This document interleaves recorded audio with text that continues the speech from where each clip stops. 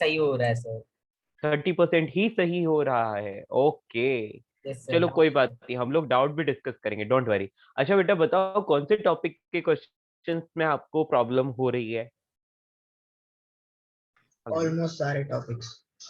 Almost but सारे mainly topic. जो भी लेंसेज से डील हो रहा है और डिस्पर्शन से डील हो रहा है सर। अच्छा, मतलब लेंस वाला कर पा रहे हो या नहीं कर पा रहे हो?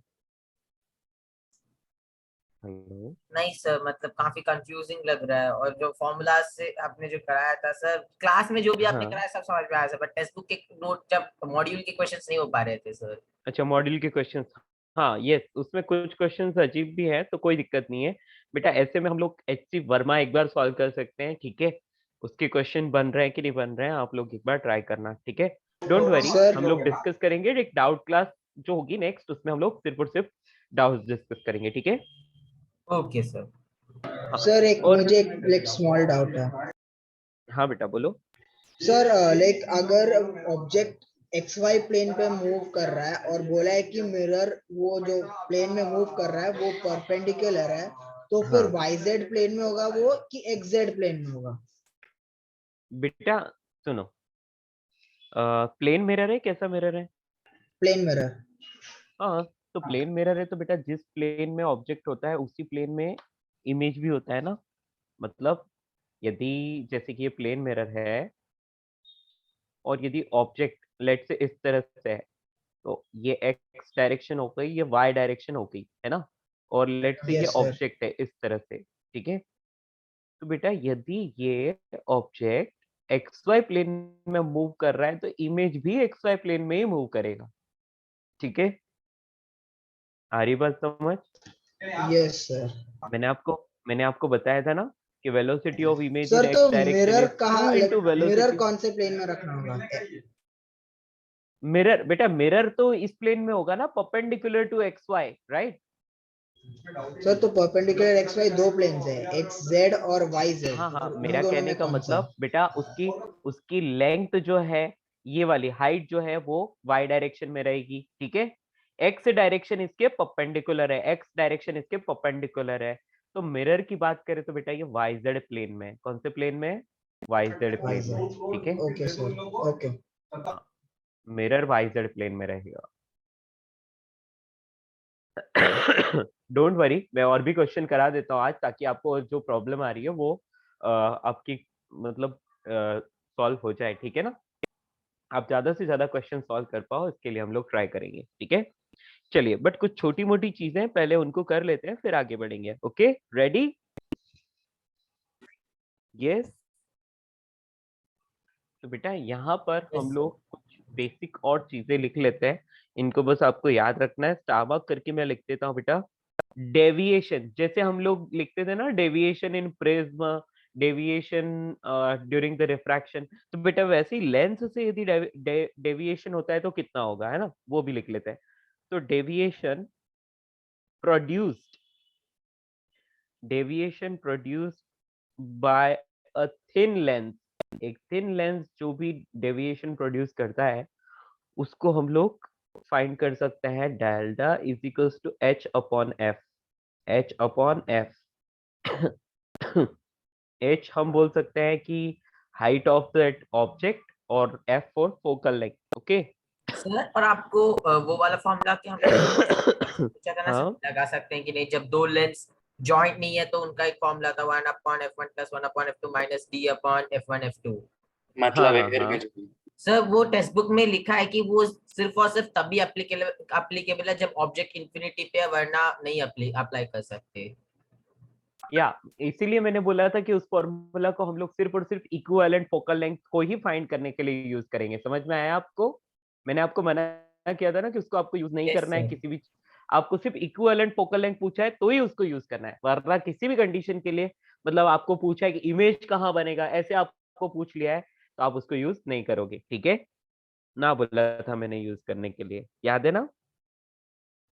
बोला भी तो था। बेटा, हाँ, यस। तो अब देखो बेटा, इसमें एच क्या चीज होती है, उस एच के बारे में लिख लेते हैं। लेट से ये हो गई प्रिंसिपल एक्सिस, ठीक है? सॉरी। यहाँ पर लेट से ऑब्जेक्ट रखा है और एक लाइट रे जो है वो इस तरह से जा रही है ऐसे। ओके, तो इसकी डायरेक्शन ऐसे होनी चाहिए, लेकिन ये क्या हो जाएगी, यहाँ से रिफ्रैक्ट होकर कुछ इस तरह से जाएगी और यहाँ कहीं इमेज बना लेगी। तो यहाँ पर बनता है लेट से इमेज। तो ये इंसिडेंट रे, ये रिफ्रैक्टेड रे, ये इंसिडेंट रिफ्रैक्टेड। तो बेटा ये जो प्रिंसिपल एक्सिस के अलोंग जो लाइन जा रही है, कहने का मतलब जो प्रिंसिपल एक्सिस है, यहाँ पर हम लोग लिख लेते हैं, चाहे तो इसको थीटा नॉट लिख लो, चाहे इसको अल्फा लिख लो। अल्फा मतलब एंगुलर साइज ऑफ ऑब्जेक्ट भी बोल सकते हैं हम लोग। चलिए, तो यहाँ पर ये अल्फा क्या कर रहा है, इंसिडेंट रे जो है वो प्रिंसिपल एक्सिस के साथ एंगल बना रही है। तो ये यहाँ पर इस ऑप्टिकल सेंटर से कितनी हाइट पर है ये पॉइंट, तो इस हाइट को हम लोग बोल लेते हैं बेटा एच। इस हाइट को हम क्या बोल लेते हैं, एच। मेरी बात समझ पाए?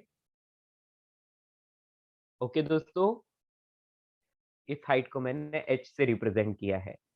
तो यही वाला एच यहाँ पर लिखा है, delta is equals to H by F, F for focal length. Clear? और डेविएशन क्या है बेटा, ये इंसिडेंट रे की डायरेक्शन और रिफ्रैक्टेड रे की डायरेक्शन में जो भी डेविएशन होता है, this is called deviation. Any problem to anyone? Sir तो एच यहाँ पे कोई इमेज या फिर ऑब्जेक्ट का हाइट नहीं है।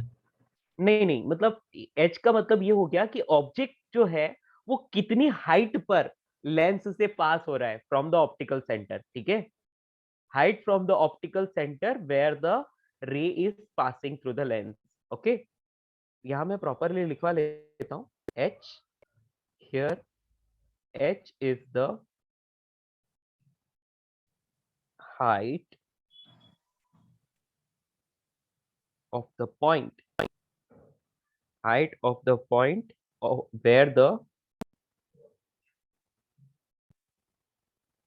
the incident ray, मैंने आज तक कभी यूज नहीं किया ये फॉर्मूला, मतलब कभी नहीं पूछा गया इससे क्वेश्चन। ठीक है, incident ray strikes the lens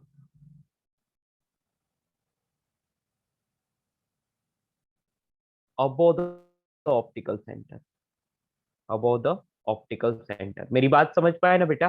this formula is not that much important, आज तक कभी क्वेश्चन नहीं पूछा गया और मैंने खुद नहीं कहीं नहीं देखा। ठीक है, बट ठीक है, लिख लेते हैं अपन, है ना? क्लियर? कोई दिक्कत तो नहीं? No sir. गुड, चलिए। सर अब एंगल डिग्रीज में होगा कि रेडियंस में? रेडियंस बेटा में? ये एंगल जो है यदि डिग्रीज में दिया है तो डिग्रीज में लिखना है, और रेडियन में दे रखे हैं तो रेडियन में लिखना है। लेकिन यदि आप इस एच और एफ का यदि रेशियो लेते हो तो बेटा लेंथ को लेंथ से डिवाइड करने पर रेडियन में मिलता है। ठीक है, ओके सर। कभी भी हम लेंथ का रेशियो लेते हैं तो एंगल जो मिल रहा है ना बेटा वो हमेशा रेडियन में ही मिलता है। यदि डिग्रीज में आंसर दिया है तो डिग्री में कन्वर्ट करना पड़ेगा उसको। ठीक है, ओके सर। या तो angle is equals to arc by radius, तो आपको याद है एंगल फिर रेडियन में ही मिलता है वहां से। या यस सर। ओके बच्चों, इसको नोट किया सबने? एक सेकंड सर बस। हाँ जी।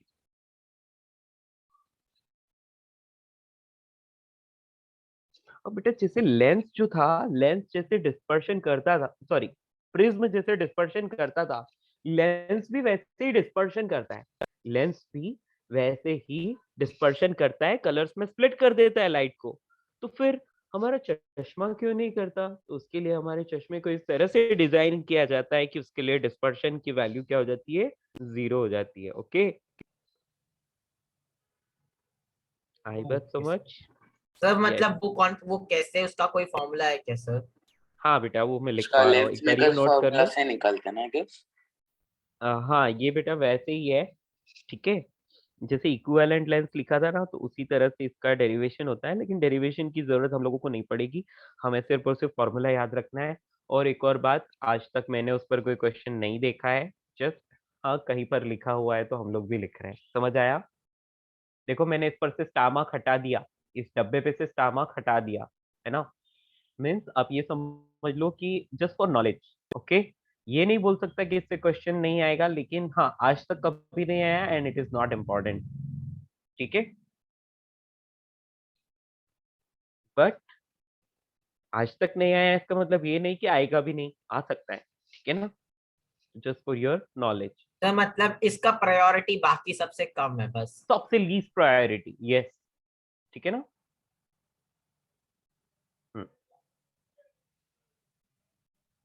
चलिए ये वाला नोट किया, आगे बढ़े। Yes sir.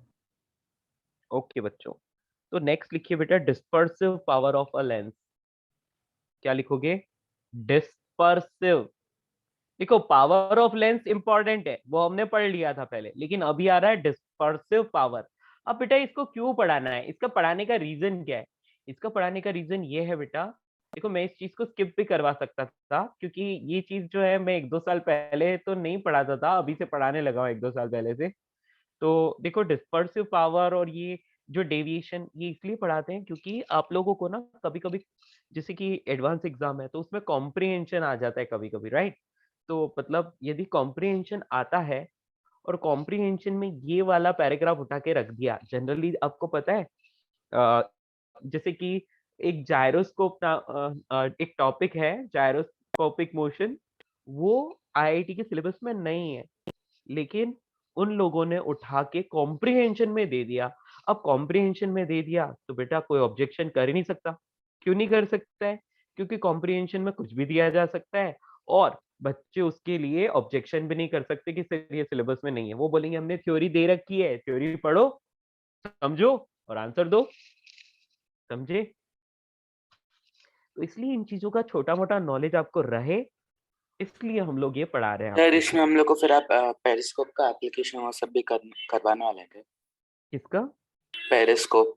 नहीं नहीं बेटा, इतना ज्यादा जाने की जरूरत नहीं है, लेकिन टेलीस्कोप, माइक्रोस्कोप, ये चीजें हम जरूर पढ़ेंगे, ठीक है ना। बाकी पेरिस्कोप का एप्लीकेशन वगैरह वो सब पढ़ने की जरूरत नहीं है।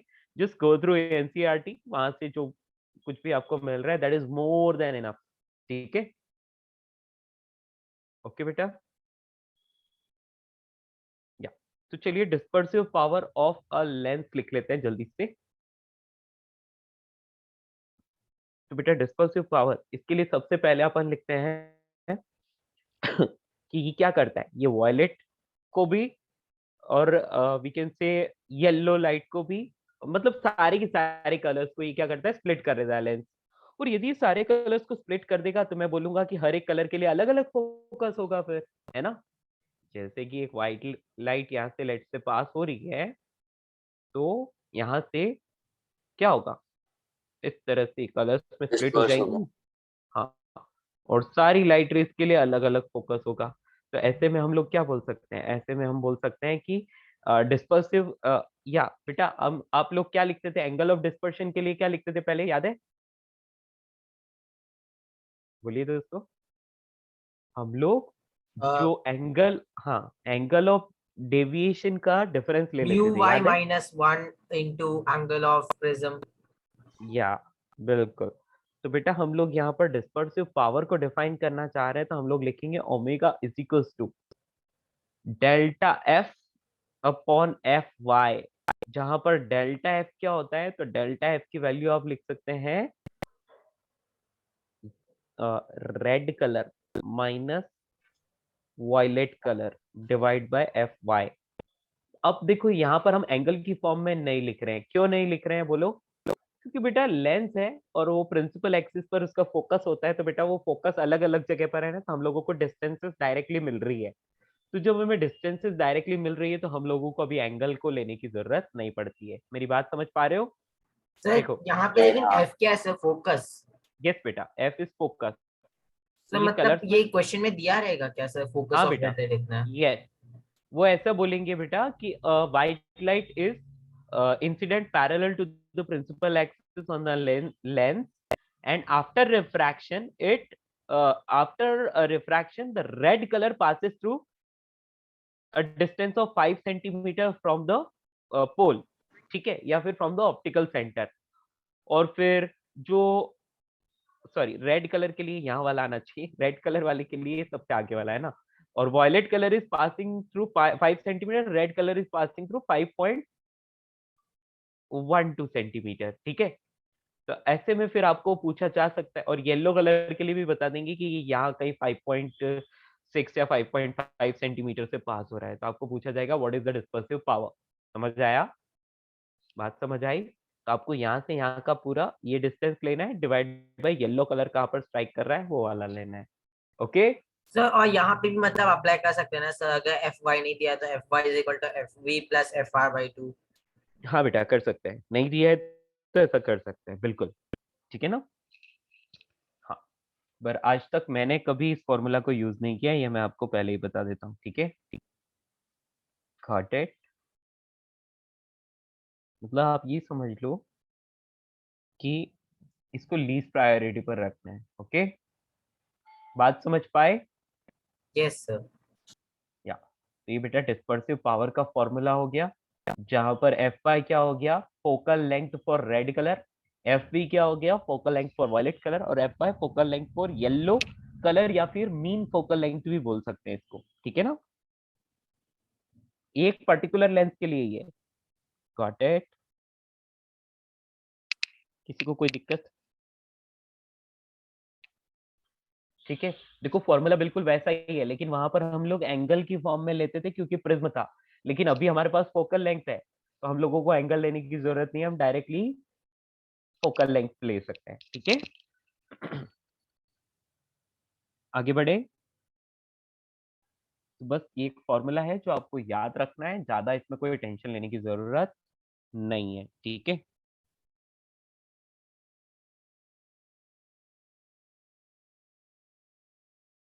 ओके दोस्तों, आगे बढ़ सकते हैं।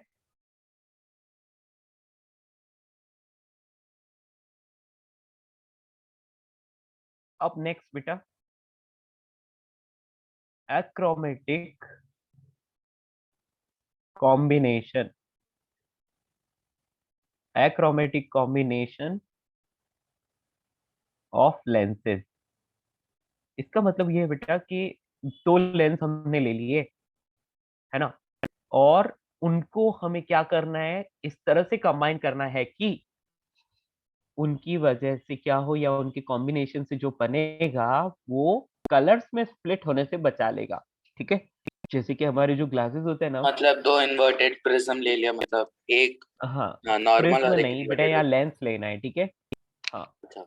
जैसे वहां पहले इन्वर्टेड वो दो लेंस लेते, सॉरी प्रिज्म लेते थे ना, यहाँ पर क्या करना है, यहाँ पर हम लोगों को लेंसेज लेने हैं। तो बेटा आप ये समझ लो कि आपका जो चश्मा होता है ना, वो चश्मा, वो जैसे कि आपको नेगेटिव पावर है, तो नेगेटिव पावर है that is concave, it's okay, but हम लोगों को इतना पता होना चाहिए कि ये प्योर कॉनकेव नहीं है, इसके अंदर कॉन्वेक्स को भी मिक्स किया गया है और इसको बनाया गया है, समझ में आया? सर एक डाउट। यानी कि ये मल्टीपल लेयर्स से बना होता है, और इसमें बीच में कुछ पार्ट ऐसा होता है जो क्या करता है, यदि वो डाइवर्जिंग लेंस है, रिजल्टेंट डाइवर्जिंग लेंस है, तो बीच में कन्वर्जिंग भी कहीं ना कहीं होगा, ठीक है। वो उस कलर में स्प्लिट होने को मैनेज करता है, ठीक है। मेरी बात समझ पाए? ओके, तो अक्रोमेटिक कॉम्बिनेशन का क्या मतलब है? अक्रोमेटिक कॉम्बिनेशन का मतलब है कि जो लाइट रेज किसी लेंस से पास हो रही है, तो वो कलर्स में स्प्लिट हो जाती हैं, तो उस कलर्स में स्प्लिट होने को नलीफाई करता है ना। तो ये जब नलीफाई हो जाता है, जिस कॉम्बिनेशन में नलीफाई हो जाता है, उस कॉम्बिनेशन को हम एक्रोमेटिक कॉम्बिनेशन बोलते हैं। Did you understand? Okay, any problem to anyone? No sir. या तो यहाँ पर आपको याद रखना है बेटा, अक्रोमेटिक कॉम्बिनेशन क्या है? The combination of the combination of lenses so that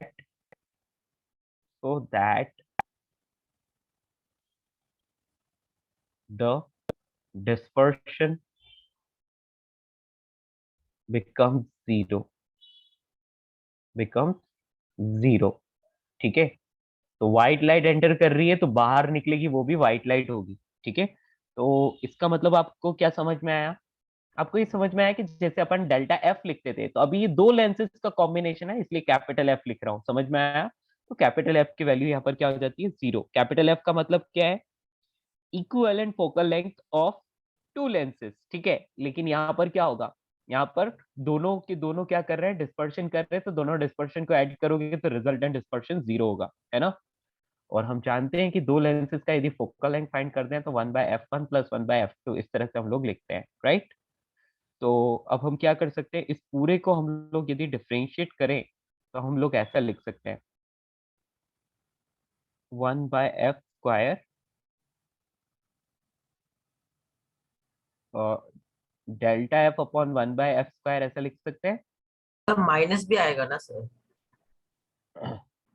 हाँ बेटा, माइनस आएगा लेकिन वो सारे माइनस आपस में कैंसिल हो जाएंगे, है ना। Okay sir. ठीक है ना। तो यहाँ पर 1/f² और यहाँ डेल्टा f2, ठीक है। अब इन सब के माइनस आपस में कैंसिल हो जाएंगे और जो फाइनली हम लोगों को मिलेगा उसको हम लोग लिख सकते हैं delta f is equals to, ये f² इधर आ गया और यहाँ पर आप लिख सकते हो 1/f1², यहाँ delta f1 plus delta f2 और ये नीचे f2², ठीक है। इस डेरिवेशन से आपको कोई लेना देना नहीं है, ठीक है। तो ये क्या है कि मैं आपको बता रहा हूँ कि इसमें अब आपको क्या करना है, इस डेल्टा f को आपको 0 डालना है, ठीक है।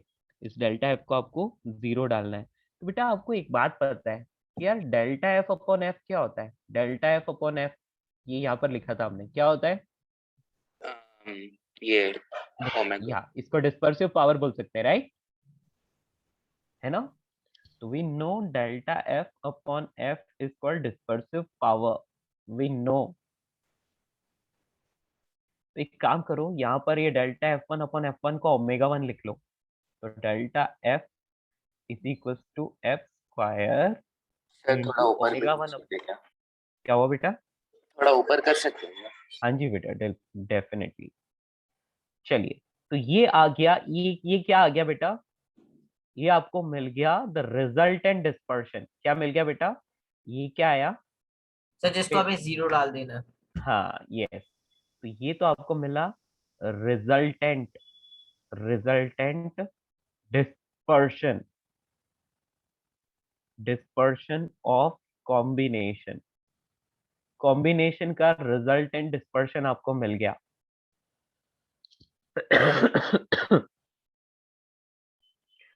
ओके, तो अब आप क्या करोगे, यहाँ पर delta f is equal to 0 for achromatic combination, achromatic combination, okay. तो डेल्टा एफ को 0 डाल दो तो आपको एक बात समझ में आई कि omega 1 upon f1 plus omega 2 upon f2 और इसकी वैल्यू को आपको 0 डालना है। सिर्फ इस केस को याद रखिए और सबको भूल जाइए, ठीक है। मतलब इस रिजल्ट को याद रखिए, ठीक है। आपको इस पूरे डेरिवेशन से कोई लेना देना नहीं है। पूछा जाएगा तो मेन में पूछा जाएगा, एडवांस ऐसी चीजों को बहुत पूछेगा तो कॉम्प्रिहेंशन वगैरह ऐसा कुछ करके पूछेगा, ठीक है। जहां तक मुझे याद है ऐसा कोई डायरेक्ट क्वेश्चन आज तक नहीं पूछा गया है, ठीक है। इस पर जरूर स्टार मार्क डाल देना बेटा। पूछा तो नहीं गया है लेकिन जस्ट रिमेम्बर ये थोड़ा सा क्या है, डिफरेंट है और हो सकता है कि जेई वाले कुछ डिफरेंट ढूंढ रहे हो और उनको ये वाला कॉन्सेप्ट उनके हाथ में आ जाए तो आपको दे देंगे वो, ठीक है। तो बेटा ये अक्रोमेटिक कॉम्बिनेशन हम तभी यूज करते हैं जब लेंस आपस में टच करके रखे हो, है ना। डिस्टेंस पे हो तो फिर हम इसकी बात नहीं करते, ठीक है।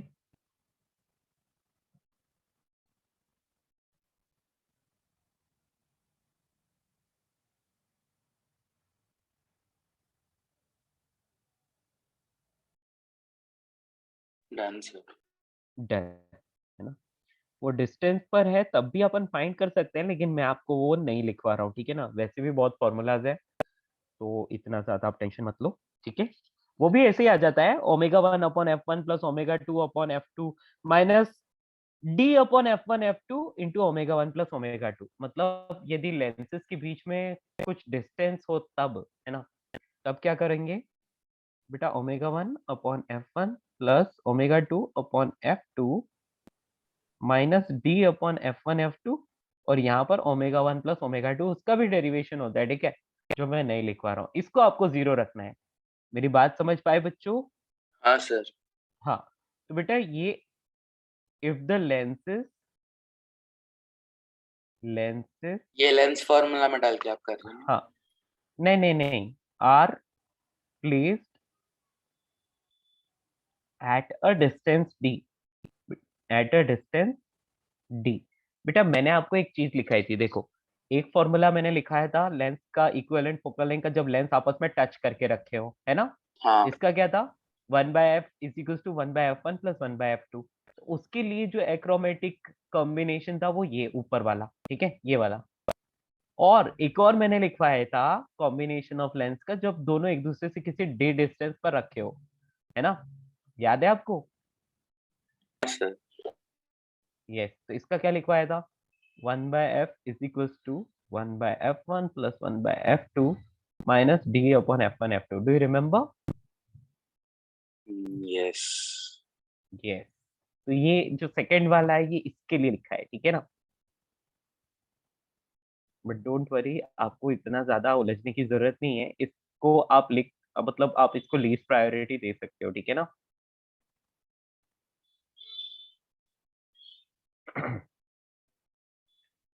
ओके फ्रेंड्स, ये सारी चीजें अच्छे से समझ आई?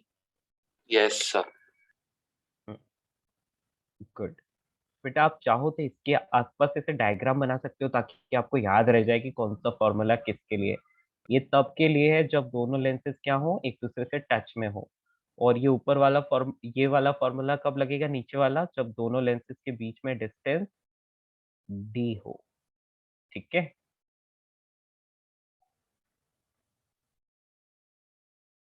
आई होप ये सारी चीजें अच्छे से समझ यस में सर, आई। समझा।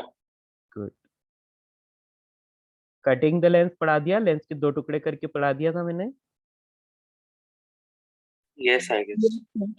तो मतलब अगर Yes. आप हॉरिजॉन्टली कट करोगे तो कुछ चेंज नहीं होगा, वर्टिकली करेंगे तो फिर तो उसमें डिफरेंस म्यू रिलेटिव मिलेगा। -1/r।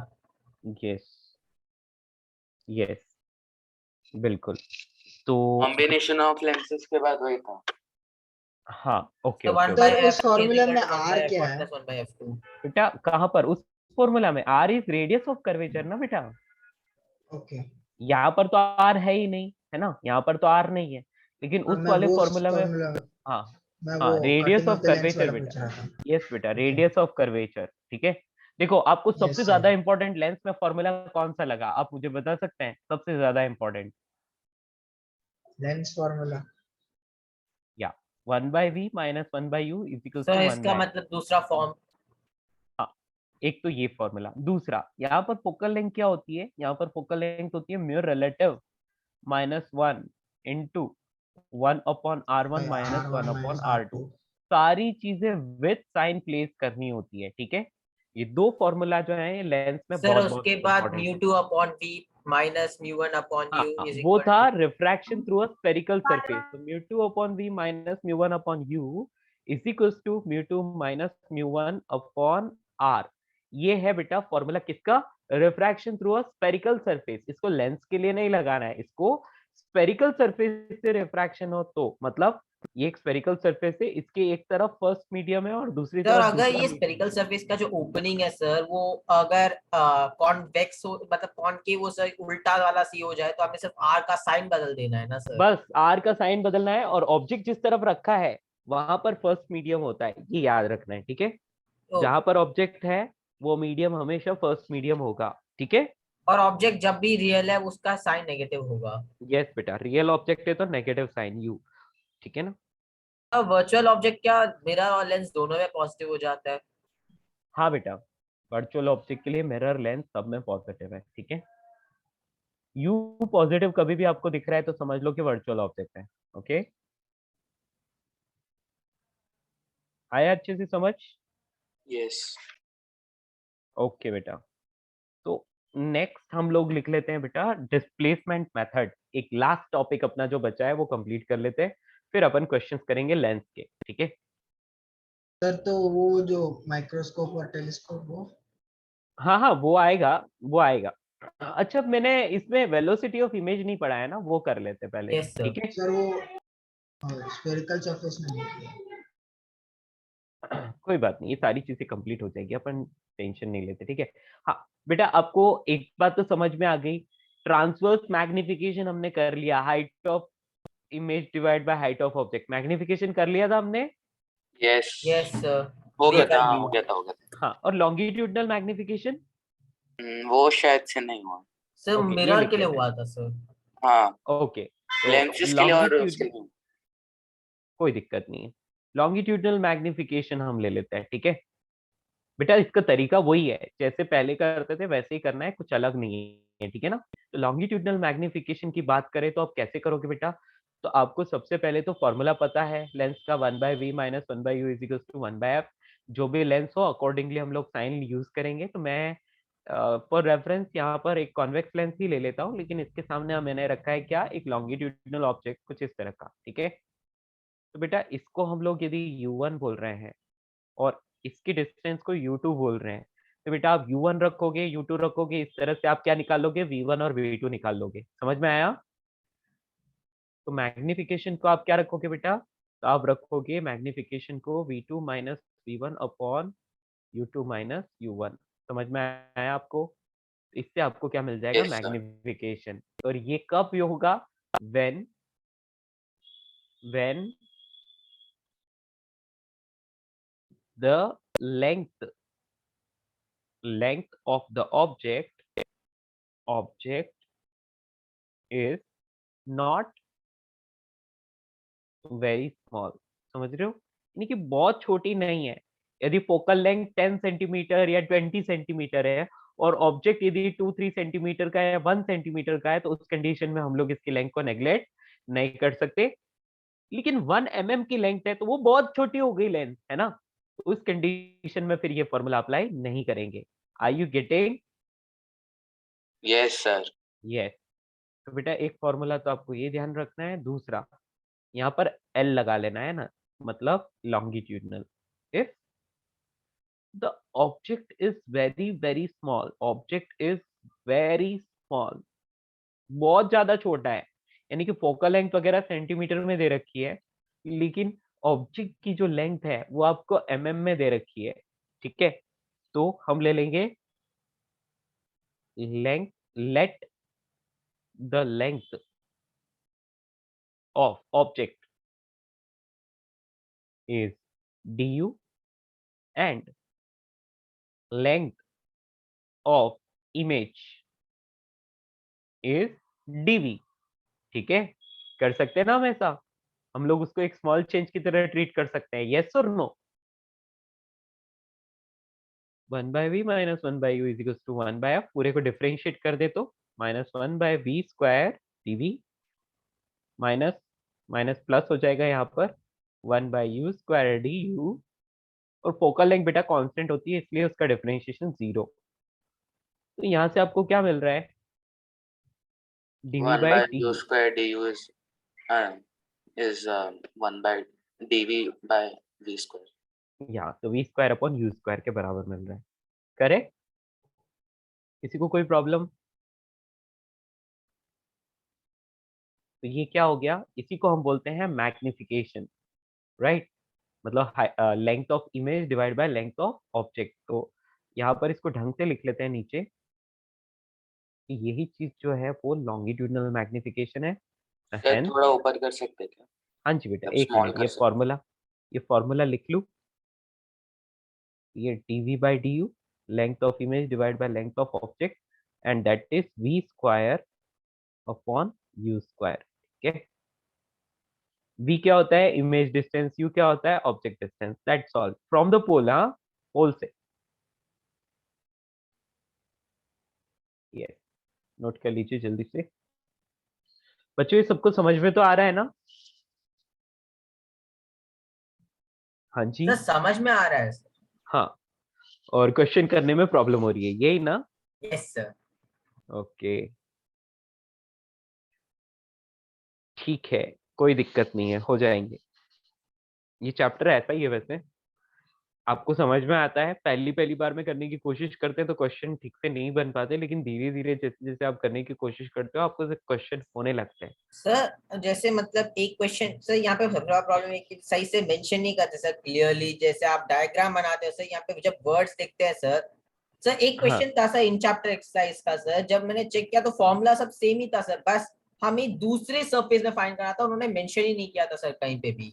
मतलब वो कर्व सरफेस वाला ओके रिफ्रैक्शन था सर, वो कर्व सरफेस के एंड पे हमें फाइंड करना था उसका फाइनल इमेज का वैल्यू, ओके, चलो लेकिन वो देखेंगे वो मेंशन ही क्वेश्चन नहीं भी, था ठीक है। कि बस लिखा है find the image of the object हो। ओके, हम वो क्वेश्चन देखेंगे, क्या पता उसमें कुछ तो ऐसा हिंट हो जो समझ में नहीं आया यस हो, सर, है ना? यस सर, तो वो हिंट्स का हमें अभी आता पता नहीं है सर। हाँ हाँ हाँ, ऐसा होता है। और इसीलिए बेटा मैं यहाँ पर क्योंकि देखो मैं यहाँ पर इमेजेस की हेल्प से डायरेक्टली क्वेश्चन इसलिए लिखवाता हूँ ताकि आप लोग उसको अच्छे से विजुलाइज कर पाए, ठीक है ना? और जैसे जैसे मतलब ये विजुअलाइजेशन की आदत पड़ जाएगी तो क्वेश्चन जब आप पढ़ोगे ऑटोमेटिकली आपके माइंड में आती जाएगी इमेजेस कि हाँ ऐसा ऐसा हो रहा होगा। कोई बात नहीं बेटा, हम डाउट डिस्कस करेंगे, सब कुछ कर लेंगे, डोंट वरी, ठीक है? सर ऊपर का हुआ नहीं, बीच का। अच्छा ऊपर का बाकी है, नहीं, यहाँ थोड़ा सा नीचे, ये हो गया। और हाँ बस।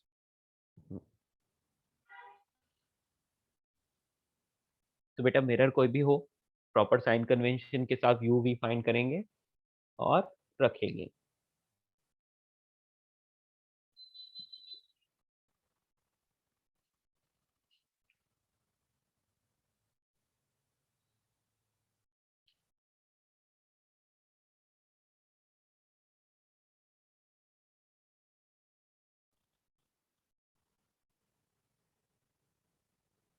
हो गया?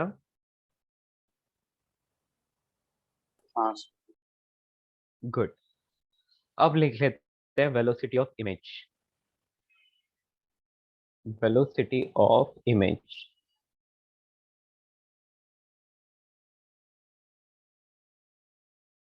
Velocity of image produce by thin lens. तो अब देखो यहाँ पर क्या हो रहा है, एक लेंस है इस तरह से और कोई ऑब्जेक्ट यहाँ पर है।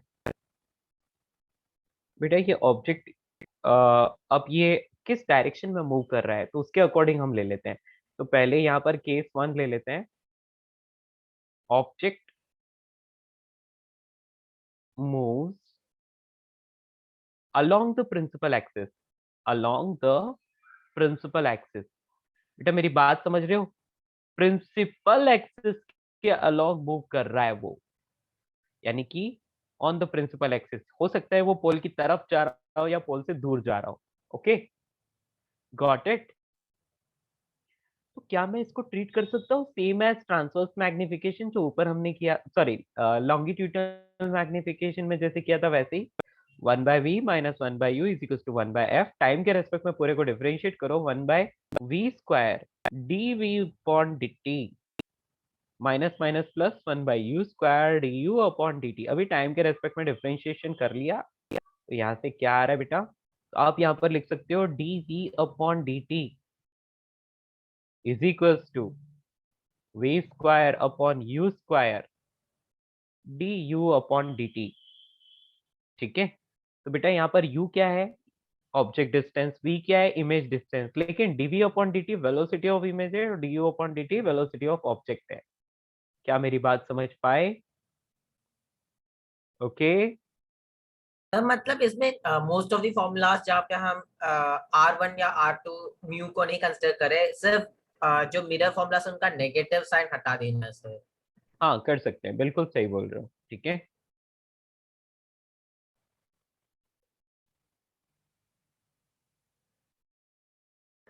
सर आप ऊपर मूव कर सकते हैं क्या, ऊपर ऊपर देखने का?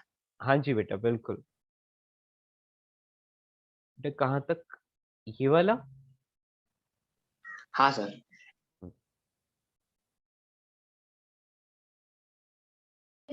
हो गया सर।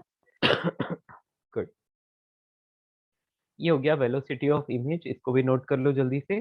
बेटा u और v कंफ्यूज मत हो जाना है, ये वेलोसिटीज नहीं है u v, ये ऑब्जेक्ट एंड इमेज डिस्टेंस है, ठीक है ना?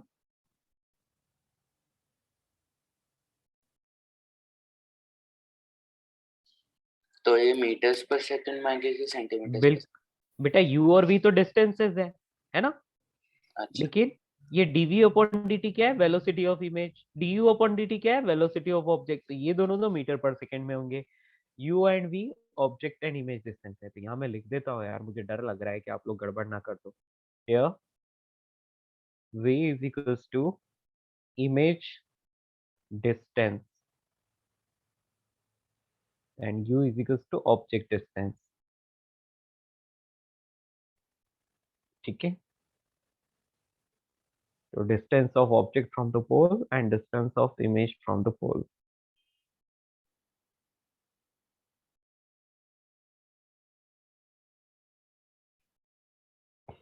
हो जाएगा।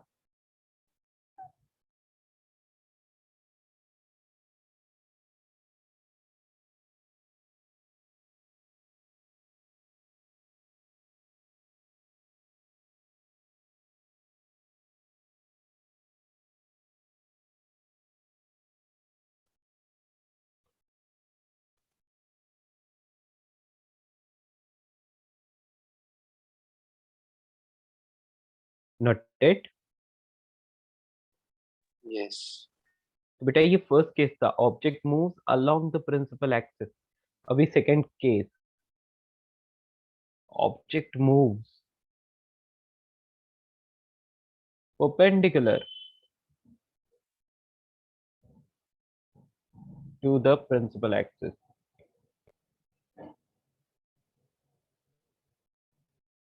बेटा यदि ऑब्जेक्ट प्रिंसिपल एक्सिस से परपेंडिकुलर मूव करेगा तो मैं ऐसा बोल सकता हूँ क्या? हाइट ऑफ देखो, ऑब्जेक्ट लेट से यहाँ पर रखा है, ये यहाँ से यहाँ पहुंच गया है ना, तो इसकी क्या मैं बोल सकता हूँ कि यहाँ से यहाँ पहुंचा तो इसकी हाइट इंक्रीज हो रही है। तो ये ऊपर जाता जा रहा है, मतलब मैं ऐसे मान लूंगा कि प्रिंसिपल एक्सिस से इसकी डिस्टेंस इंक्रीज हो रही है, मतलब इसकी हाइट इंक्रीज हो रही है। तो कॉरेस्पॉन्डिंग उसकी हाइट किससे इंक्रीज होगी? इमेज की भी हाइट प्रिंसिपल एक्सिस से इंक्रीज होगी। यस और नो? क्या मैं इसको मैग्निफिकेशन की तरह यूज कर सकता हूँ? हम जानते हैं ट्रांसवर्स मैग्निफिकेशन कितना होता है, याद है ना सबको? सबको याद है क्या होता है? v by u। या v बाई यू। ठीक है, ये ट्रांसवर्स मैग्निफिकेशन आ गया। ओके, अब मुझे पता है कि यहाँ पर v और u है ना, ये सॉरी, इसको हमें पहले ये लिखना चाहिए, height of image divide by height of object, है ना। एक मिनट, यहाँ पर लिख लेता हूँ, height of image divide by height of object and that is equal to v by u. ठीक है, अब बेटा यहाँ से हम लोग लिख सकते हैं कि height of image is equal to v by U into height of object. इन दोनों का टाइम से डिफरेंशिएट कर लेते हैं। ठीक है, v बाई यू तो ऐसे ही रहेगा और ये हाइट ऑफ ऑब्जेक्ट। ठीक है, क्योंकि v और u तो कांस्टेंट है ना यहाँ पर बेटा, उनकी डिस्टेंस तो कांस्टेंट रहती है, सिर्फ मतलब वो परपेंडिकुलरली मूव कर रहे हैं, तो v और u तो कांस्टेंट ही रहता है। ओके, तो अब ये इसको क्या बोल देंगे? Velocity of image, velocity of image is equals to v by u into velocity of object. बेटा किसी को कोई भी प्रॉब्लम इस फॉर्मूला में? ठीक है, ये कब के लिए है बेटा? यहाँ पर फोटो बना लेता हूँ, यदि आपको कुछ कंफ्यूजन हो तो यहाँ पर फोटो बना लेता हूँ। बेटा यहाँ पर ना इस तरह से ये ऑब्जेक्ट मूव कर रहा है, ठीक है, और इसका इमेज फिर नीचे की तरफ ऐसे मूव करेगा। मेरी बात समझ रहे हो? और इनकी जो डिस्टेंसेस है u और v वो तो कांस्टेंट ही रहती है, उनमें कोई चेंज नहीं आता है। ठीक है, बात समझ पा रहे हो दोस्तों? सर यानी बट सर हाँ, अगर ये रिफ्रैक्टिव लेंस जो लेंस है सर उसके ऊपर चला गया सर एकदम, तो फिर ये हमें इमेज दिखना ही बंद हो जाएगा ना सर? बेटा ये तब हम एक इंस्टेंट के लिए बात करते हैं, ठीक है ना, हम कोई ओके सर, लॉन्ग बट ये टाइम के तब लिए तक ही बात नहीं वैलिड करते। होगा ना सर? हाँ हाँ हाँ, जब वो इमेज बन रहा है तब तक ही वैलिड, उसके बाद वैलिड नहीं है, ठीक है ना। बेटा ये इंस्टेंटेनियस वेलोसिटी होती है हमेशा, ठीक है। ये किसी टाइम इंटरवल के लिए ऑब्जर्व नहीं कर रहे हैं, एक पर्टिकुलर इंस्टेंट के लिए ऑब्जर्व कर रहे हैं, ओके। यस।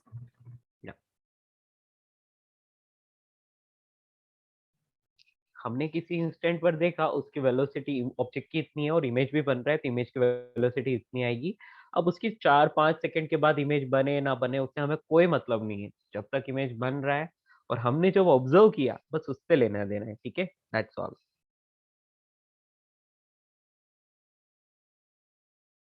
ओके बच्चा लोगों, आगे बढ़े। यस। अच्छा मैंने न्यूटन्स फॉर्मूला लिखवा दिया नहीं ना? नहीं। हाँ तो चलिए न्यूटन्स फॉर्मूला लिखते हैं। यूज कुछ नहीं है, बट क्या है कि न्यूटन दादा ने हर जगह अपना कंट्रीब्यूशन दिया है, तो उन्होंने ऑप्टिक्स को भी नहीं छोड़ा, ऑप्टिक्स में भी अपना कंट्रीब्यूशन दे ही दिया। उन्होंने देखा सब दे रहे हैं तो मैं भी कुछ ना कुछ तो करता ही हूँ यार, है ना।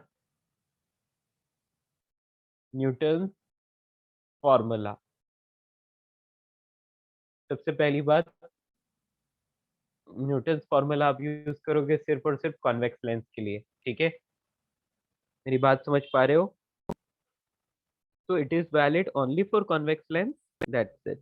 सर इम्परफेक्ट लेंस पहले होता क्या है सर? क्या बेटा? सर इम्परफेक्ट लेंस क्या होता है सर? इम्परफेक्ट लेंस कहाँ पढ़ लिया आपने? हेलो, इम्परफेक्ट लेंस का मतलब है कि वो एक परफेक्ट लेंस नहीं है। अब हो सकता है कि मतलब उसकी उसका सर मतलब परफेक्ट फोकस लेंस की अलग अलग है। कैरेक्टरिस्टिक्स क्या है सर? सर मतलब शायद उसका फोकल लेंथ अलग अलग हो दोनों सरफेस का।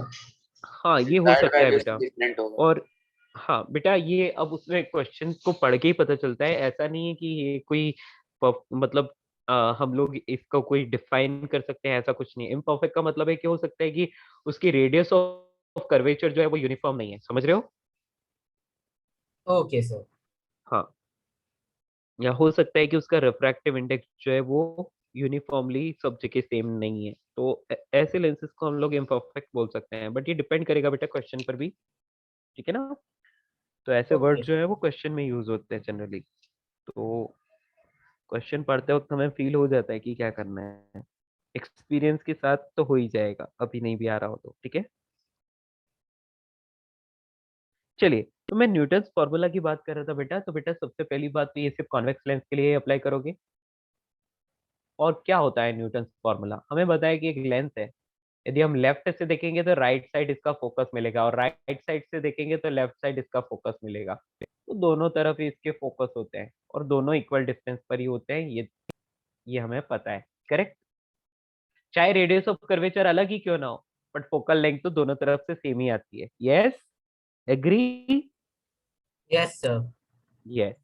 अब न्यूटन ने बोला कि ये एक लेंस है, इस तरफ इसकी फोकल लेंथ f1, इस तरफ इसकी फोकल लेंथ f2, और हम लोगों को पता है कि for a lens f1 is equal to f2 होता है, हम जानते हैं ये चीज, इसलिए टेंशन की बात नहीं है। और ऑब्जेक्ट जो है वो फोकस से आगे रखा हुआ है, ठीक है, तो ये हो गया ऑब्जेक्ट। तो ऑब्जेक्ट की फोकस से डिस्टेंस हम लोगों को, अब देखो अब तक जो भी डिस्टेंसेस लेते आ रहे थे ना वो पोल से लेते थे, लेकिन यहाँ पर न्यूटन ने ना ऑब्जेक्ट की डिस्टेंस कहाँ से ली, फोकस से, इसको उसने बोल दिया एक्स।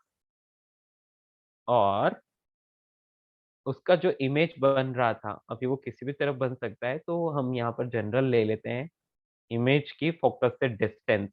बेटा यहाँ कोई साइन कन्वेंशन की बात नहीं होती है, यहाँ सिर्फ डिस्टेंसेस की बात होती है, ठीक है, इसलिए फॉर्मूला फेल है, इसलिए फॉर्मूला फेल हो गया, ठीक है। एक्स और वाई, एक्स क्या है बेटा? अगर ये फॉर्मूला फेल हो गया तो हम मतलब पढ़ क्यों रहे इसको? बस न्यूटन ने ऐसा बोला था इसलिए, ठीक है ना। Okay sir. या सर तो अब रिस्पेक्ट। न्यूटन ने बोला कि यदि ऐसा है, जैसा अरेंजमेंट आपको दिख रहा है, यदि ऐसा अरेंजमेंट आपको दिख रहा है, तब x y is equal to F1 F2, और जहां F1 is equal to F2 is equal to F होता है, तो यहाँ पर आप लिख सकते हो x y is equal to F square, that's all, this is the Newton formula. याद सर रखना बट है ये आपको। अप्लाई तो कर सकते हैं ना सर अभी भी? हाँ कर सकते हैं बिल्कुल, बट जब ऐसी सिचुएशन दिखे तभी कर सकते हो, सिर्फ कॉन्वेक्स लेंस के लिए। ठीक है, न्यूटन्स फॉर्मूला, और यहाँ पर मैं साथ ही साथ लिख लेता हूं नोट, इट इज एप्लीकेबल। रुकना बेटा, हाँ, 1 मिनट रुकना, यहाँ डायरेक्ट मत लिख लेना, एक चीज लिखानी रह गई अभी। It is applicable only for convex lens. ठीक है, ओनली फॉर कॉन्वेक्स लेंस। हाँ, यहाँ पर x क्या चीज थी वो लिखाना रह गया है। x is the distance of object from focus, from the focus, और y is the distance of image from focus. ठीक है, और वो फोकस उसी साइड, जिस तरफ ऑब्जेक्ट है उसी साइड का फोकस है ना, दूसरी तरफ का मत लेना। इसलिए डायग्राम बनाना जरूरी है, don't ignore the diagram. Okay बच्चों, तो बेटा ये फॉर्मूला है, बहुत लिमिटेड है, ये अपने को सारी सिचुएशन में इंफॉर्मेशन नहीं दे पाता है, बस ऐसा जैसे डायग्राम बना रखा है उस सिचुएशन में ही ये आपको इंफॉर्मेशन देता है, तो इसलिए फॉर्मूला फेल है। ठीक है, you can apply it only for convex lens. तो बेटा इसकी लिमिटेशंस है, इसलिए फॉर्मूला फेल हो गया। फेल हो गया मतलब बहुत लिमिटेड है, ऐसा नहीं है कि आपको गलत रिजल्ट देता है, सही रिजल्ट देता है, लेकिन बेटा लिमिटेशंस है इसकी।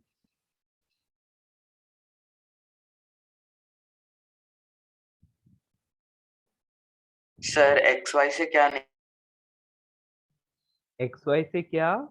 निकालते हेलो, हैं?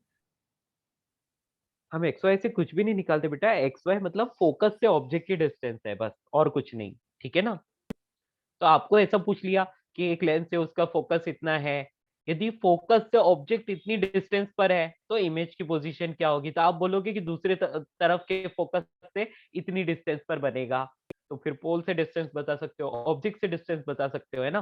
तो ऑब्जेक्ट से इमेज की डिस्टेंस क्या बताओगे बेटा, तो आप बोलोगे कि x plus Y plus 2f की डिस्टेंस होगी between the object and image. Correct? Yes. हाँ हाँ। या तो बस ये इतनी सी इंफॉर्मेशन देता है, ज्यादा कुछ नहीं। सर अगर ऑब्जेक्ट फोकस पे ही रख दिया तो ये फॉर्मूला कैसा काम करेगा? वही बोल रहा हूँ, इसीलिए फॉर्मूला फेल हो गया है ना। ठीक है, इसकी लिमिटेशन है।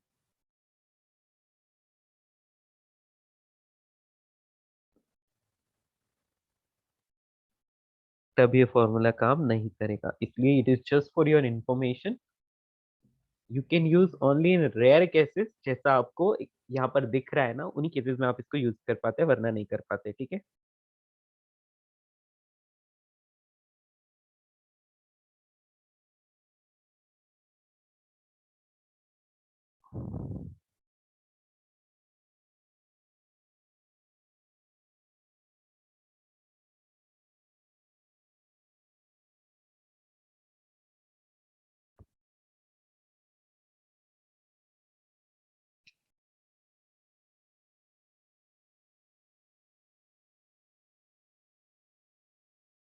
Okay, done. यस। चलिए, अब बेटा मैंने आपको ये बता दिया था क्या कि यदि एक लेंस को ऐसे लिक्विड में डुबा दिया जाए जिसका रिफ्रैक्टिव इंडेक्स लेंस के रिफ्रैक्टिव इंडेक्स से भी ज्यादा है, तो लेंस ऑपोजिट बिहेवियर करने लगेगा, वो लिखवा दिया था नहीं? No sir. नहीं। नो। ओके, तो ये चीज भी लिख लेते हैं, उसके बाद डिस्प्लेसमेंट मेथड और बचेगा, फिर खत्म, है ना। चलिए दोस्तों, तो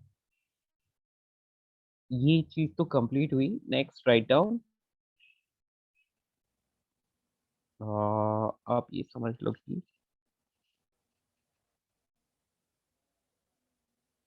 डायग्राम से कर लेते हैं ना, लाइंस लिखने से अच्छा डायग्राम में लिख लेते हैं। हाँ जी, तो यहाँ पर लिख लेते हैं behaviour of lens, behaviour of, ये इंपॉर्टेंट है, हाँ ये इंपॉर्टेंट है, behaviour of lens in different medium, in different medium. अब देखो, आपके पास एक कॉन्वेक्स और एक कॉन्केव दोनों को एक ही साथ बना लेते हैं, कंपैरिजन बेस्ड यहाँ कंप्लीटली आ जाएगी सारी कुछ चीजें। तो बेटा ये एक लेंस को कॉन्केव और कॉन्वेक्स दोनों ड्रॉ किए हैं।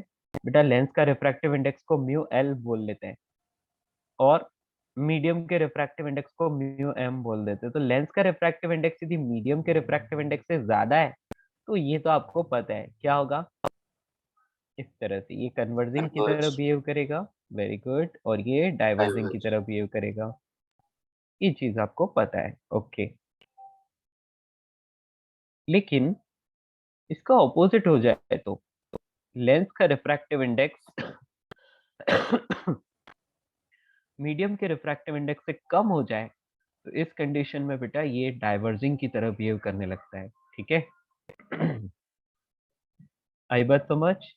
और बेटा ये वाला लेंस जो है ये कन्वर्जिंग की तरह बिहेव करने लगता है, ओके। किस केस में, जब लेंस का रिफ्रैक्टिव इंडेक्स मीडियम के रिफ्रैक्टिव इंडेक्स से कम है और यदि लेंस का रिफ्रैक्टिव इंडेक्स और मीडियम का रिफ्रैक्टिव इंडेक्स इक्वल है तो बेटा ये सिर्फ एक ग्लास स्लैब की तरह ट्रीट करेगा और कुछ नहीं, ठीक है। तो यहाँ से लाइट रेस को कोई फर्क नहीं पड़ेगा, सीधी सीधी निकल लेगी।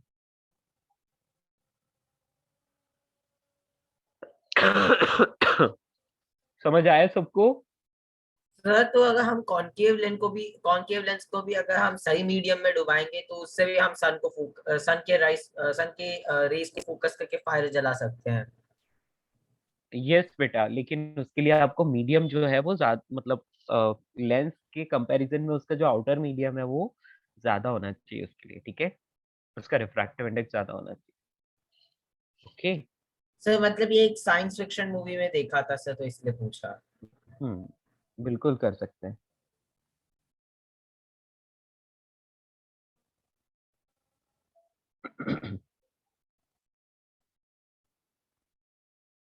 ठीक है दोस्तों, डन।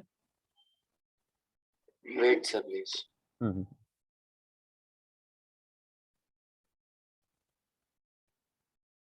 बेटा जो velocity of object and velocity of image का फॉर्मूला लिखवाया, वहां पर मैंने v बाई यू लिखा था, याद है, और v square by you square लिखवाया था। तो v बाई यू क्या होता है, होता तो मैग्निफिकेशन ही है ना। तो मैग्निफिकेशन का फोकस की फॉर्म में फॉर्मूला आपको याद है तो वो भी वहां पर रख सकते हो, ठीक है ना। ओके दोस्तों, मैंने मैग्निफिकेशन के भी आपको डिफरेंट डिफरेंट फॉर्मूलाज लिखवाए थे, तो मैंने वो इतना यहाँ पर इसलिए नहीं लिखवाया क्योंकि आप नहीं याद रख सकते इतना सारा, है ना। तो इसलिए मैंने जस्ट v बाई यू की फॉर्म में लिखवाया है, और v बाई यू को आप फोकस की फॉर्म में लिख सकते हो, इसलिए कोई दिक्कत वाली बात नहीं है।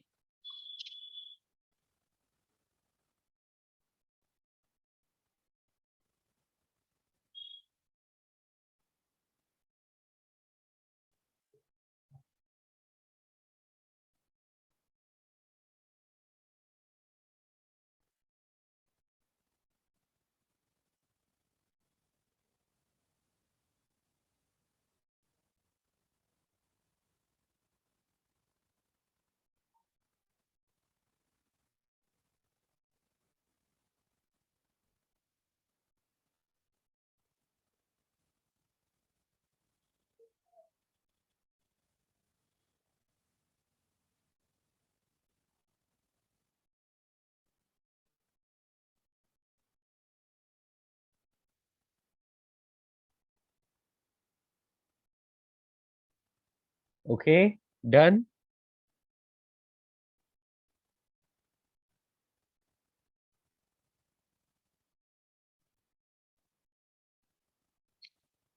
तो वैसे भी आपको लेंस की फोकल लेंथ का फॉर्मूला तो याद ही है, 1/f is equal to mu relative minus 1 upon f1 minus 1 upon f2, है ना। इस यस फॉर्मूला को आप यूज कर सकते हैं, ठीक है, जब भी फाइंड करना हो। चलिए, ये सारी चीजें तो हो गई। और फॉर्मूला आप में फिर से लिखने की क्या जरूरत है, काफी आप ज्यादा डर जाओगे कि सर इतने फॉर्मूलाज कैसे डील करें ना। यहाँ पर बस मैं आपको बता रहा हूँ कि म्यू रिलेटिव मतलब mu lens upon mu medium, यही होता है mu relative, -1 × 1 upon R1 - 1 upon R2, ठीक है ना। बेटा यही वाला फॉर्मूला यूज करोगे तो आपको नया वाला फोकस मिल जाएगा, उस मीडियम में जो फोकस है वो मिल जाएगा, ठीक है। क्लियर, कोई दिक्कत? Yes sir. या जैसे कि आपको ऐसा क्वेश्चन दे दिया जाए, एयर में आपको फोकल लेंथ दे रखी है और उसको लिक्विड में डुबा दिया तो फोकल लेंथ कितनी होगी, ऐसा आपसे पूछ लिया, तो आप डील कर पाओगे? चलो एक क्वेश्चन कर ही लेते हैं ना, एक क्वेश्चन कर लेते हैं। क्वेश्चन है a length of focal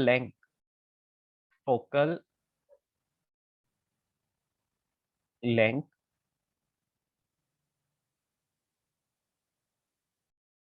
10 centimeter in air is kept in a liquid of refractive index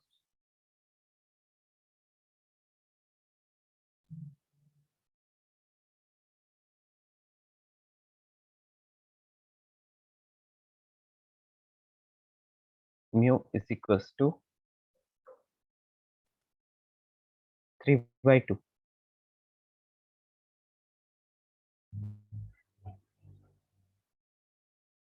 ठीक है, find the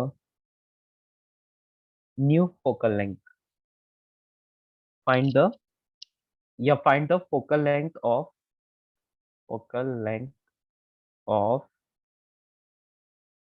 lens in the liquid, ठीक है। लिक्विड में उस लेंस की फोकल लेंथ कितनी होगी, ये आपसे पूछा जा रहा है।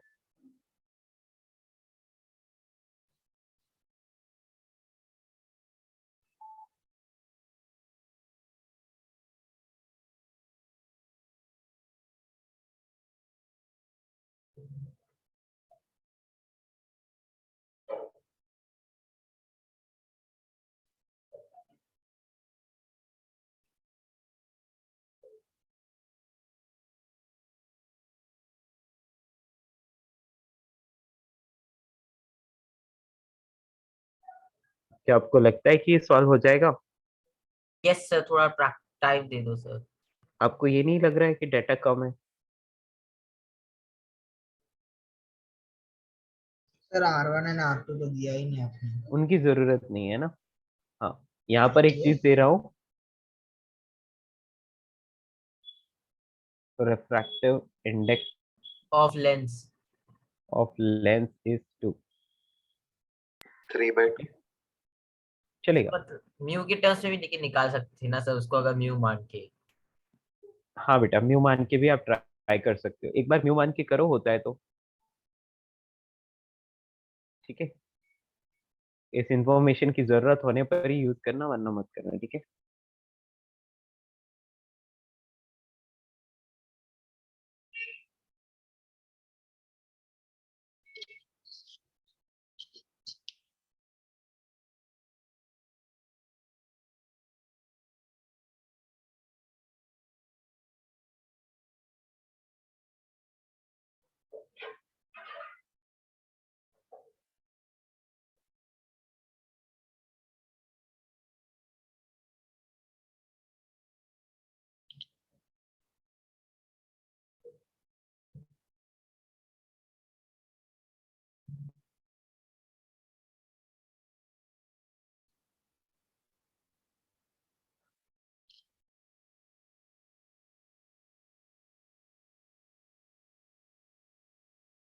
सर जरूरत पड़ेगा सर। यस, बिल्कुल पड़ेगा, इसीलिए दिया है मैंने, है ना।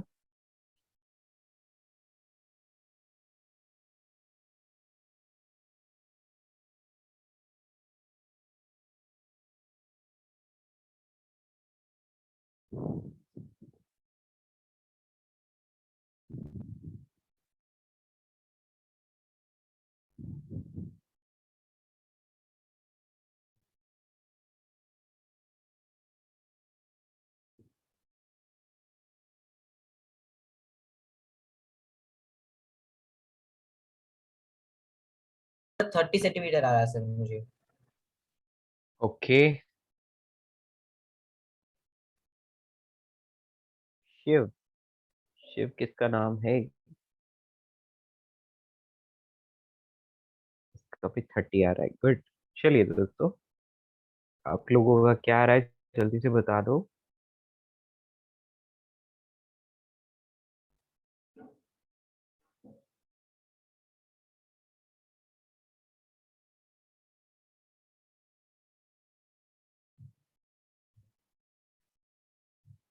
Thirty, very good. तो ऑलमोस्ट सबका 30 आ रहा है मुझे लगता है। शल आई सॉल्व और you need time? 1/f is equals to mu relative minus 1 into 1 upon r1 minus 1 upon r2। बेटा लेंथ चाहे जो भी हो, है ना, उसका 1 upon r1 minus 1 upon r2 ये वाला पार्ट तो सेम ही रहने वाला है ना। तो इसलिए हम लोग क्या करते हैं, 1 by focal length into air, है ना, 1 by focal length into air divide by 1 by focal length into liquid, यानी कि focal length in liquid divide by focal length in air, इन दोनों का रेशियो ले लेते हैं। ठीक है, तो क्या आ जाएगा, तो mu of length with respect to air -1, और यहां पर लिख सकते हैं mu of length with respect to liquid -1, है कि नहीं? बोलो दोस्तों। अब एक काम करो, ये एल एल से कंफ्यूज हो रहे हो तो इसको ग्लास ले लो, ठीक है ना, इसको ग्लास ले लो। Mu of glass with respect to air, mu of glass with respect to liquid, yes. और ये 1/r1 1/r2 ये सब कैंसिल हो गया आपस में। चलिए दोस्तों, तो लिक्विड में फोकल लेंथ आपको सर फाइंड करना है। हाँ बेटा बोलो। सर 1/f रहेगा तो फिर लाइक रुको f रुको by रुको, मैंने l। उल्टा लिख दिया, एक मिनट एक मिनट। यस हाँ सर। हाँ, मैंने उल्टा लिख लिया, ऊपर वाला एयर का आना चाहिए और नीचे वाला लिक्विड का आना चाहिए ना। हाँ जी, तो क्या हो गया, ठीक है, यहाँ वाला एयर का और यहाँ वाला लिक्विड का, अभी ठीक है। बस put the value, get the answer. यहाँ पर क्या लिखोगे, एयर का विथ रेस्पेक्ट टू ग्लास 2 लिखा था हमने, और इसके लिए बेटा mu glass upon mu liquid 2 upon कितना था, नीचे वाला कितना था बेटा, लिक्विड 3/2 -1, है ना। तो ये आ जाएगा फोकल लेंथ इन एयर, और यदि इसको सॉल्व करें, ऊपर वाला तो आ रहा है 1 और नीचे वाले को सॉल्व करें तो 4/3 -1 इज 1/3, ओवरऑल 3 आ गया ये। एम आई राइट और नॉट? कितना दिया था, 10 दिया था ना, तो 10 इंटू 3 30 आंसर, बिल्कुल सही जवाब, आप सभी का सही आंसर है। ठीक है, वो सस्ता सा क्वेश्चन था। ठीक है, कर पाओगे? हेलो माय डियर फ्रेंड्स, लगता है सॉल्व होगा। Yes sir. Yes sir. Good. अब बेटा, मैंने वो क्वेश्चन पूछा था क्या, एक लेंस है जिसके सारे पार्ट्स में ना अलग अलग रिफ्रैक्टिव इंडेक्स है, तो कितने नंबर ऑफ इमेजेस बनेंगे? We have done? नहीं सर। नहीं, ओके। चलिए दोस्तों, तो एक क्वेश्चन करते हैं। ये एक लेंस है, ठीक है, और इसको ना छोटे छोटे लेंस, अलग अलग टाइप के लेंस के टुकड़ों से बनाया है इसको। ये फर्स्ट पार्ट, ये सेकंड पार्ट, ये थर्ड पार्ट, ये फोर्थ पार्ट और ये फिफ्थ पार्ट, ठीक है। अभी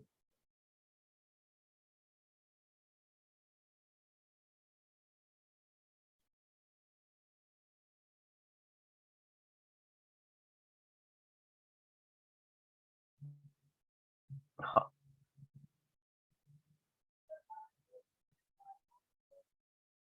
बेटा ये लाइंस ये शो कर रही है कि इनका रिफ्रैक्टिव इंडेक्स सेम है। बेटा ये सबसे ऊपर वाले का म्यू 1 रिफ्रैक्टिव इंडेक्स है और इसका भी म्यू 1 है। इस वाले का रिफ्रैक्टिव इंडेक्स म्यू 2 है,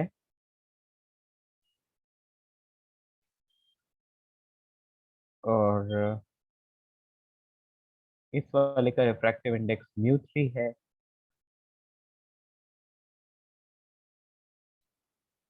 और इस वाले का रिफ्रैक्टिव इंडेक्स म्यू 4 है।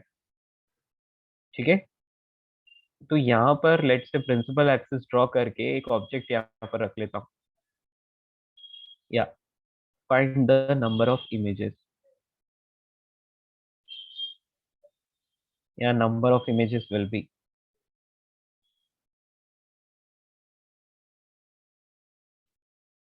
कितनी नंबर ऑफ इमेजेस होंगी, कितने इमेजेस बनेंगे?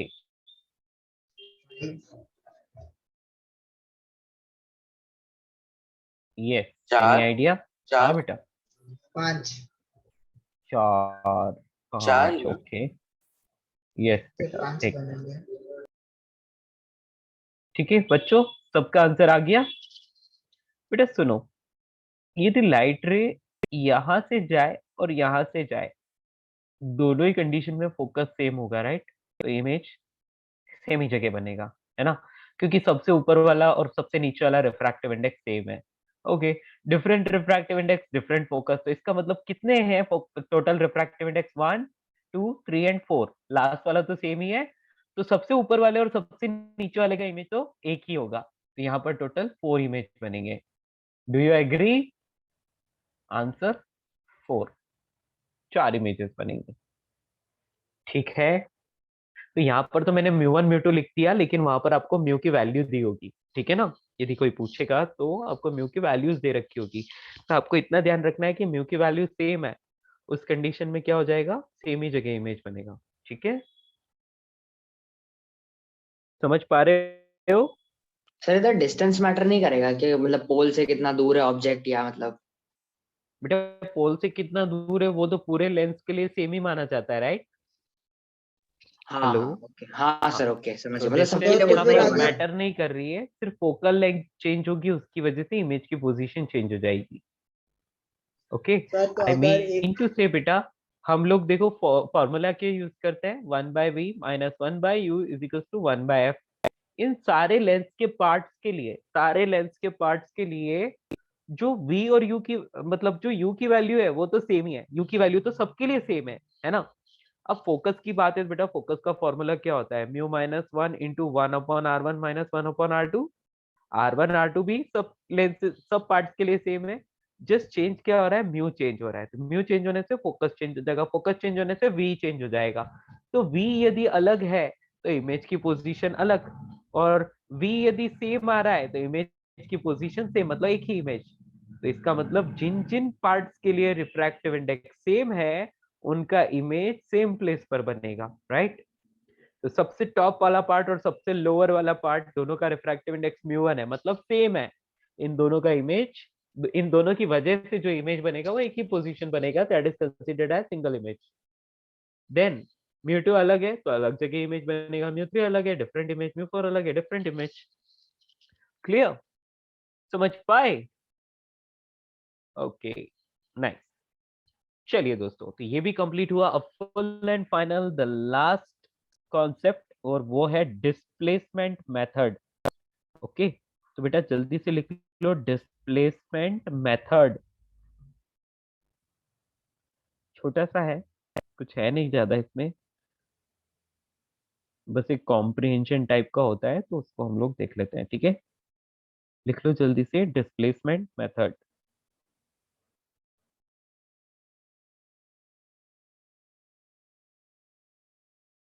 ठीक है, नोट किया डिस्प्लेसमेंट मेथड।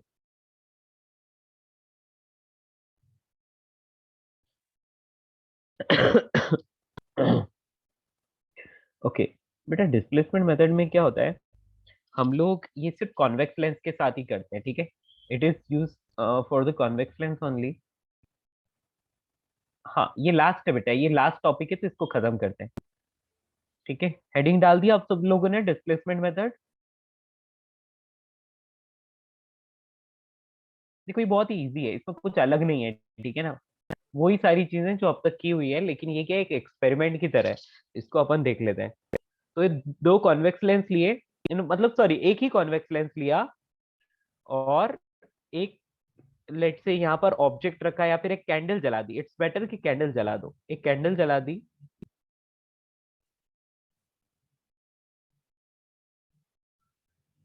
और बेटा यहाँ पर इस कैंडल से कुछ डी डिस्टेंस पर एक स्क्रीन रखी है हमने, ठीक है, उसकी पोजीशन फिक्स है, दिस इज अ स्क्रीन, ठीक है। तो बेटा ये स्क्रीन है और ये फिक्स्ड है, इसकी पोजीशन फिक्स्ड है, इसकी पोजीशन को हम चेंज नहीं करेंगे, ओके। तो बेटा ये कैंडल और स्क्रीन दोनों के बीच की डिस्टेंस कैपिटल डी है, इसको कैपिटल डी कंसीडर किया है। अब क्या हो रहा है, आपको ना इसकी इमेज बनानी है, तो मैं यहाँ एक लेंस रखता हूँ।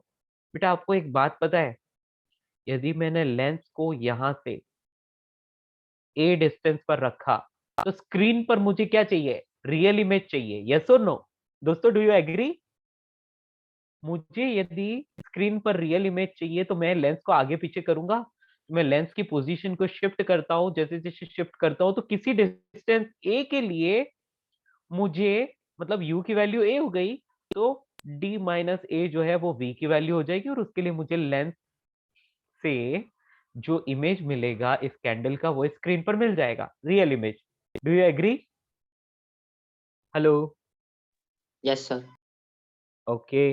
अच्छा बेटा मैं इसको फर्दर और शिफ्ट करता हूँ, तो ऐसा भी तो पॉसिबल है कि u की वैल्यू d माइनस ए होगी तब v की वैल्यू a हो जाएगी, तो यानी कि एक और पोजीशन ऐसी मिलेगी मुझे जिसके लिए इस कैंडल का इमेज स्क्रीन पर बनेगा, means there will be two position of the lens for which we will get the real image on the screen.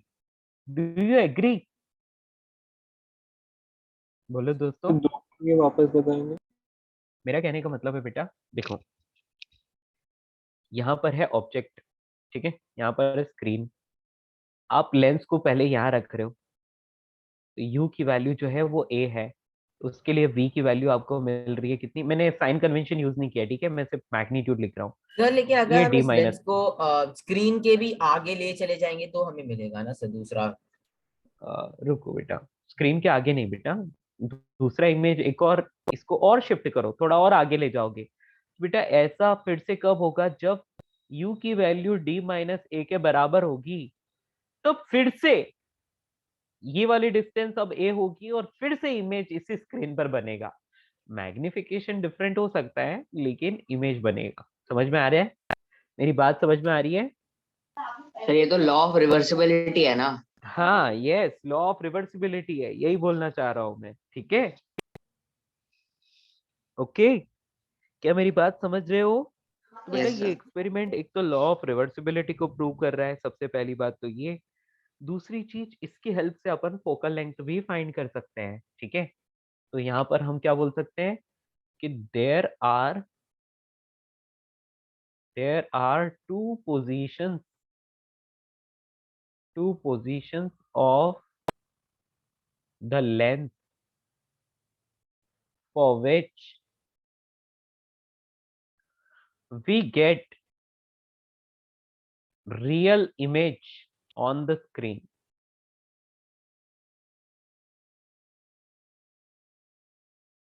Okay दोस्तों, क्या मेरी बात समझ पाए? This is law of reversibility, ठीक है। हाँ जी, अब बेटा इसकी हेल्प से हम लोग फोकल लेंथ को फाइंड कर सकते हैं, तो चलिए उसके लिए हम लोग क्या यूज करेंगे, लेंस फॉर्मूला यूज करेंगे। चलिए लेंस फॉर्मूला यूज करते हैं, तो बेटा मैं क्या कर लेता हूँ, let u is equals to minus A, तो v की वैल्यू क्या हो जाएगी, d माइनस ए, और फोकल लेंथ f है ही, तो hence 1 by v minus 1 by u is equals to 1 by f, ये फॉर्मूला तो मैं यूज करूंगा ही लेंस के लिए, तो वैल्यू रखते हैं यहाँ पर, तो 1 upon d minus a minus of 1 upon minus a is equals to 1 by f. तो बेटा यहाँ पर कौन वेरिएबल है, डी कांस्टेंट है, एफ कांस्टेंट है, सिर्फ ए वेरिएबल है, ए को ही हम लोग मतलब आगे पीछे शिफ्ट कर सकते हैं। तो यहाँ से इसको सॉल्व करते हैं बेटा, तो क्या मिलता है, तो यहाँ पर हम इसको सॉल्व करें, ये माइनस माइनस बीच में प्लस बन जाएगा, तो ऊपर तो आएगा डी और नीचे ये आएगा d minus a into A,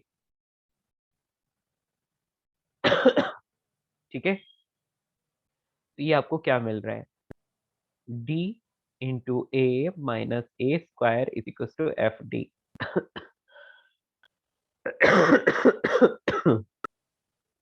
yes और नो दोस्तों, ये समझ आया आपको? YS। यस। तो बेटा आपको यदि ऐसा पॉइंट मिल जाता है जिसके लिए एग्जैक्टली आपको इमेज मिल रहा है, तो ए की वैल्यू यदि आपको मिल गई तो आप बोल सकते हो कि focal length is equals to d minus a into a upon capital d. Yes और नो, है ना?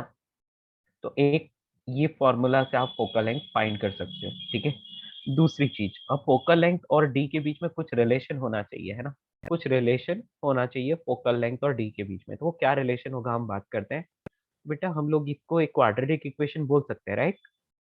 यदि ये क्वाड्रेटिक इक्वेशन है तो A square minus D A plus F D is equals to zero. ये क्वाड्रेटिक इक्वेशन है। A real है सर। यस, तो for real root, for real roots, real roots के लिए क्या होना चाहिए? याद है आपको? Discriminant greater than equal to 0। Very good, discriminant greater than equal to zero. तो मैं बोल सकता हूँ B square minus 4AC। 4ac should be greater than और इक्वल टू जीरो। सो हम यहाँ पर बोल सकते हैं कि d should be greater than और इक्वल टू 4f, ठीक है। तो ये डी यू और वी का सम है ना सर, यू और वी का मैग्नीट्यूड का सम। हाँ बेटा, या it is just the distance between object and the screen, ठीक है। Clear?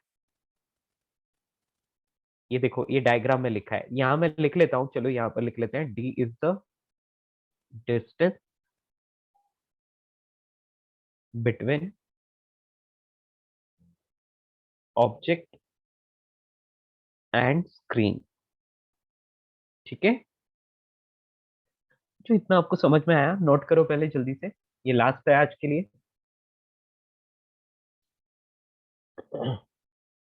Note it down fast.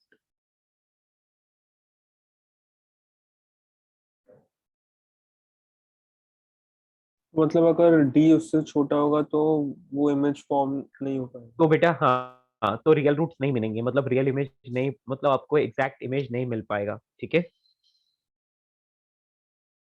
Real image नहीं मिल पाएगा, वो स्क्रीन से पीछे बनेगा। तो बेसिकली आपको स्क्रीन पर इमेज नहीं दिखेगा।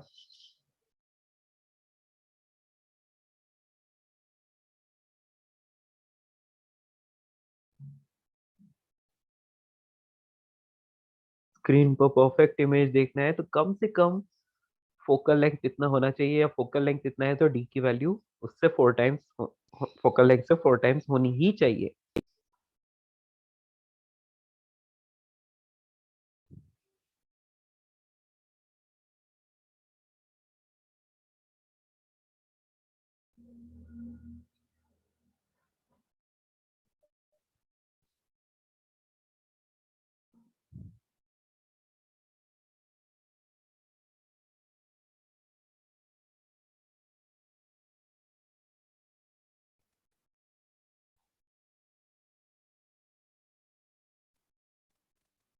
ठीक है।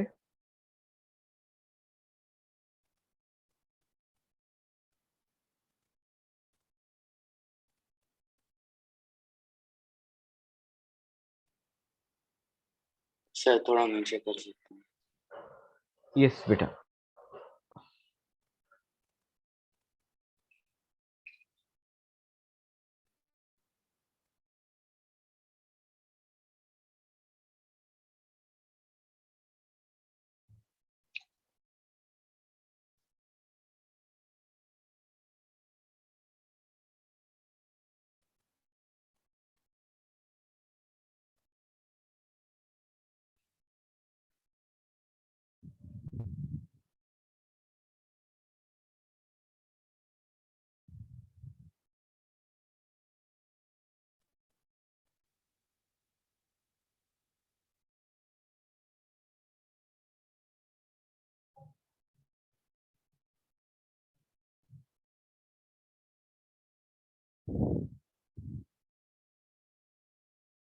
बस इतना लिखना काफी है हमारे लिए, बहुत ज्यादा इसकी डिटेल्स में जाने की जरूरत नहीं है। बाकी जो भी करना है वो लेंस फॉर्मूला से ही होगा, ठीक है। बस यहाँ पर सिर्फ एक रिलेशन है जो आपको याद रखना है कि d should be greater than equal to 4 है, ठीक है। एक से ज्यादा पोजीशन चाहिए तो 4f से बड़ा होना चाहिए, और एग्जैक्टली 4f के बराबर है तो समझ लो कि एक ही पोजीशन ऐसी होगी जिसके लिए रियल इमेज मिल पाएगा, ठीक है।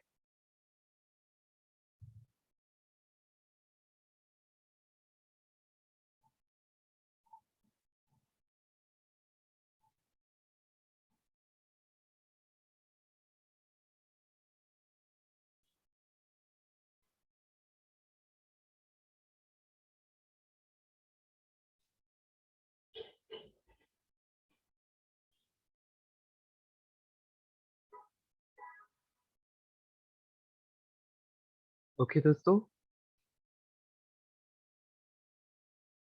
ये ए क्या है बेटा, ए क्या है, कोई बताएगा ए क्या है यहाँ पर? Distance of object and distance of object from the lens, from the ठीक है lens. ना। हाँ, यहाँ पर मैं लिख लेता हूँ, A is distance of object from lens, ठीक है। So तो वैसे तो आप, diagrams में आपने मेंशन किया ही है. हाँ डायग्राम में मैंने मेंशन किया है, बिल्कुल ठीक है। सो आई होप ये सब कुछ अच्छे से समझ में आया होगा, ठीक है। नेक्स्ट क्लास मिलते हैं तो आप लोगों के डाउट डिस्कस कर लेंगे। ये रे ऑप्टिक्स चैप्टर खत्म हो गया है, ठीक है। अब जो नेक्स्ट है वो है ऑप्टिकल इंस्ट्रूमेंट्स, यानी कि टेलीस्कोप, माइक्रोस्कोप, ये सारी चीजें करनी है। तो उससे पहले हम लोग क्या करेंगे बेटा, आपके थोड़े डाउट डिस्कस कर लेंगे, that will be better, okay. या इस वीक और क्लास है हमारी?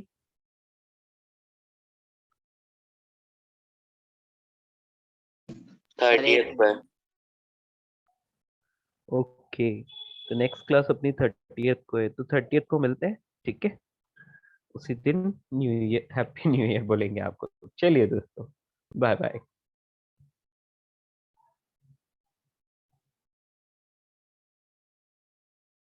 Thank you, sir.